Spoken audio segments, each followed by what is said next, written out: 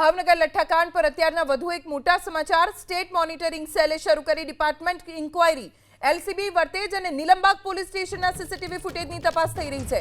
PI અને D સ્ટાફના કર્મચારીઓ સાથે કોણે મુલાકાત કરી તેની તપાસ થઈ રહી છે। અધિકારીઓ ગેરકાયદે પ્રવૃત્તિમાં સંકળાયેલા વ્યક્તિના સંપર્કમાં હતા કે નહીં તેની પણ ત્યારે ગંભીરતાથી તપાસ થઈ રહી છે। ભાવનગર લઠ્ઠાકાંડને લઈને તપાસને કડક કરવામાં આવી છે। ભાવનગર લઠ્ઠાકાંડ પર અત્યારના સૌથી મોટા સમાચાર કેમ કે સ્ટેટ મોનિટરિંગ સેલે ડિપાર્ટમેન્ટલ ઇન્ક્વાયરી શરૂ કરી છે। એલસીબી વર્તેજ નીલમબાગ પોલીસ સ્ટેશનના સીસીટીવી ફૂટેજની તપાસ થઈ રહી છે।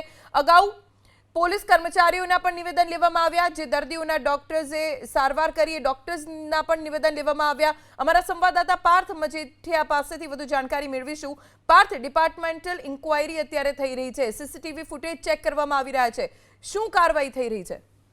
જો સૌપ્રથમ જણાવી દઉં કે જે લઠ્ઠાકાંડ થયો છે તેને લઈને એસએમસી દ્વારા 5 રાજ્યોની અંદર 15 જેટલી ટીમો છે તેમના દ્વારા તપાસ હાથ ધરવામાં આવી છે અને છેલ્લા 5 કલાકથી ભાવનગરની ડીએસપી કચેરી પર ડિપાર્ટમેન્ટલી ઇન્ક્વાયરી શરૂ કરવામાં આવી છે। જે પ્રમાણે આ લઠ્ઠાકાંડ થયો છે તેનું એપીસેન્ટર વર્તેજ પોલીસ સ્ટેશનમાં માનવામાં આવે છે, એટલે કે વર્તેજ પોલીસ સ્ટેશનમાં જે સસ્પેન્ડ કર્યા હોય તે કર્મચારીઓના નિવેદન નોંધવામાં આવી રહ્યા છે। આ સાથે જ એલસીબીના પીઆઈ છે તેમનું પણ નિવેદન છે તે નોંધવામાં આવ્યું છે। અગાઉ પણ એલસીબીના પીઆઈ જે મયુર ધ્વજસિંહ સરવૈયા છે તેમને સસ્પેન્ડ કરવામાં આવ્યા હતા અને આ સાથે જ જે ડોક્ટરો છે કે જેમને આજે લઠ્ઠાકાંડની અંદર અસરગ્રસ્ત વ્યક્તિઓ હતા કે તેમને શું તપાસ કરી હતી અને શું જાણકારી તેમને મળી હતી તેમને લઈને પણ એસએમસી દ્વારા તપાસ છે તે ચલાવવામાં આવી રહી છે અને આ સાથે છેલ્લા 5 કલાકથી ડીએસપી કચેરી ખાતે જે પ્રકારે એસએમસીના જે અધિકારીઓ છે તેમના દ્વારા આ નિવેદનો છે તે લેવામાં આવી રહ્યા છે। કહી શકાય કે મહત્વની કડીઓ ભેગી કરવા માટે આ પ્રકારે તપાસ છે તે આગળ વધી રહી છે અને જો જે સીસીટીવી ફૂટેજ છે તે તમામ ડિપાર્ટમેન્ટ એટલે કે વર્તેજ, એલસીબી તેમજ નીલમબાગ પોલીસ સ્ટેશનના મેળવવામાં આવી રહ્યા છે અને આ તમામ